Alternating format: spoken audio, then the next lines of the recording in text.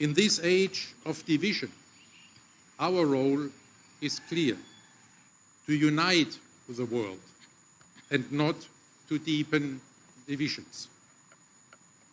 To live up to this unifying mission, the IOC must be politically neutral. To allow future hosts to welcome the best athletes of the entire world, regardless of political conflicts, I appeal to you, the world leaders, to support this political neutrality. France, Italy, the United States of America, and Australia are the next Olympic hosts. In at least 8 G20 countries, there is already now declared interest in hosting future Olympic and Paralympic Games. This is why I humbly ask you, give us this opportunity to contribute to peace and understanding through sport. Support the autonomy of sport as you have done so previously in so many UN resolutions and declarations. There are not many occasions when all humankind can set aside our differences and come together in peace. As the UN Secretary General Antonio Guterres said, the Olympic spirit is the most important symbol of peace in today's world.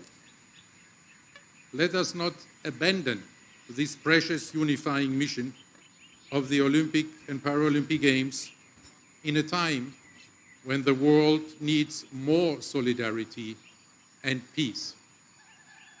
As you, the G20 leaders, are shaping the new post-pandemic world order, I am very grateful that I can personally ask you today to support this unifying mission of the Olympic Games, and I appeal to you to express this support in a G20 statement as you deem appropriate.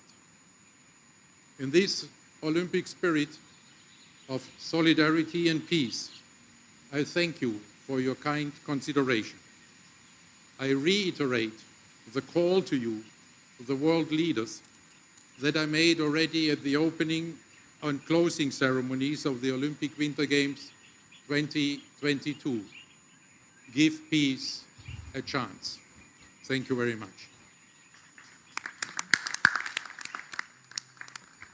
Thank you very much, Mr. Thomas Bach. Our second speaker is Mr.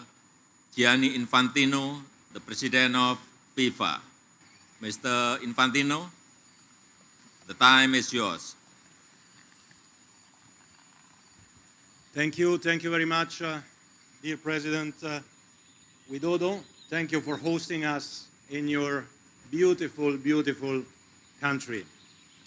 Dear President, dear heads of states and governments, dear delegates, dear friends, I want to speak to you about the one topic which I believe all of you here will agree on.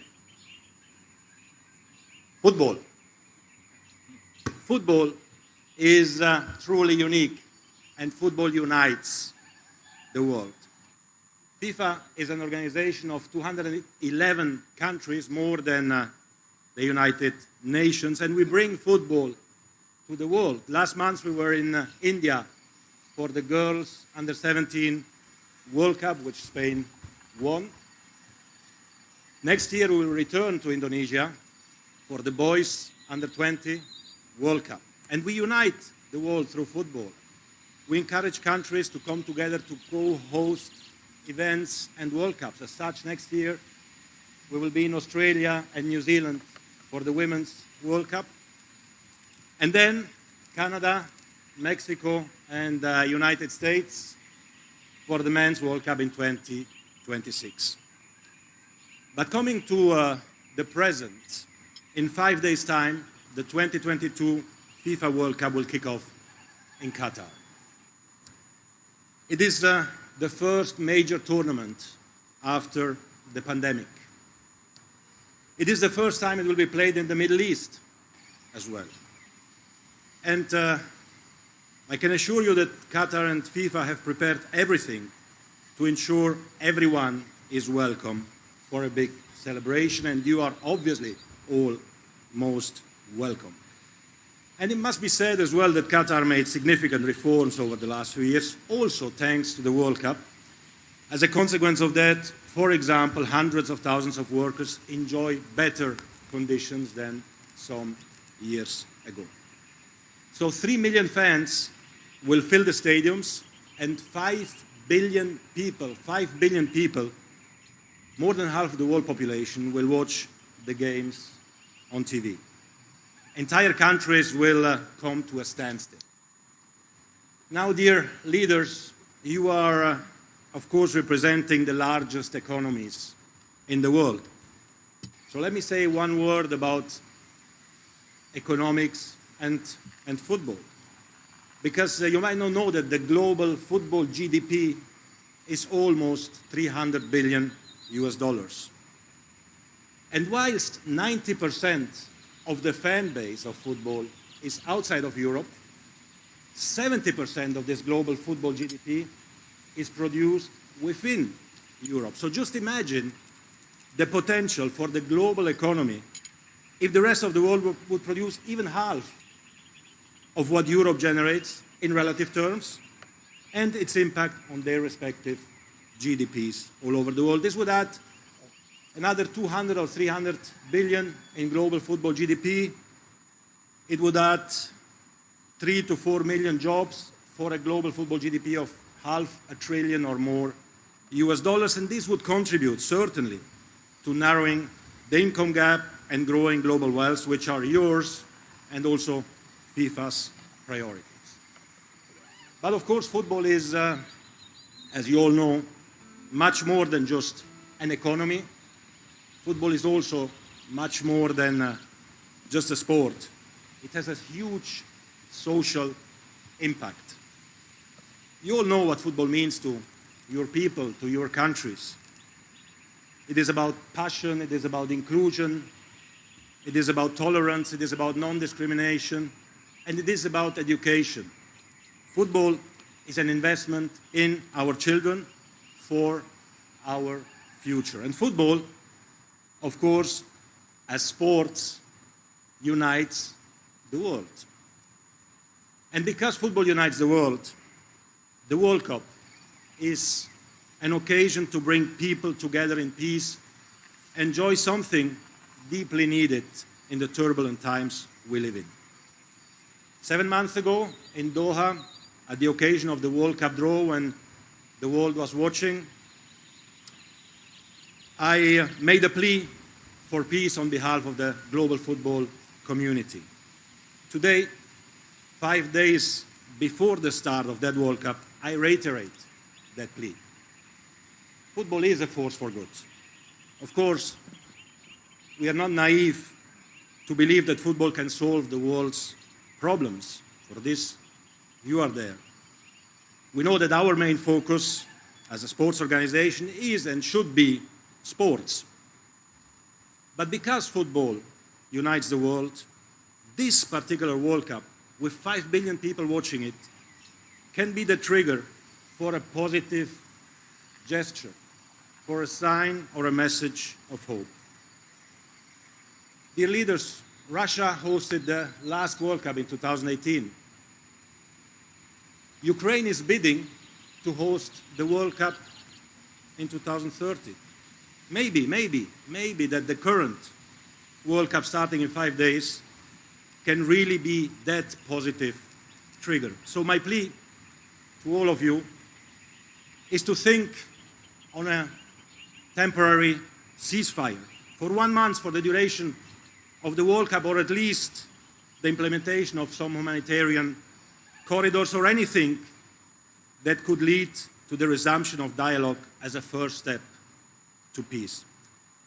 You are the world leaders. You have the ability to influence the course of history. Football and the World Cup are offering you and the world a unique platform of unity and peace all over the world. So let's take this opportunity to do everything we can to start putting an end to all conflicts. Thank you very much. And this is the official ball of the World Cup. Every one of you will receive such a ball with your name on it, so make sure you get it. And in the meantime, if you don't mind, I would like to ask everyone to sign maybe this particular ball, and then together with President Widodo, we can decide what we do with it. Thank you for your attention, and have a great day, and thank you for everything. Thank you.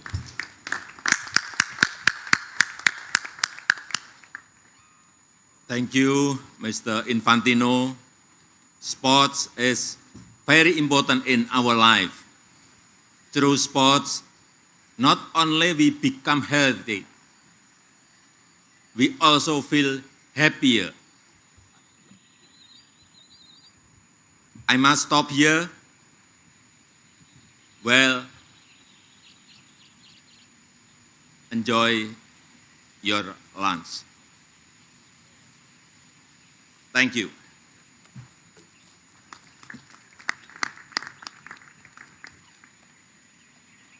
Good. You can start from here to sign it.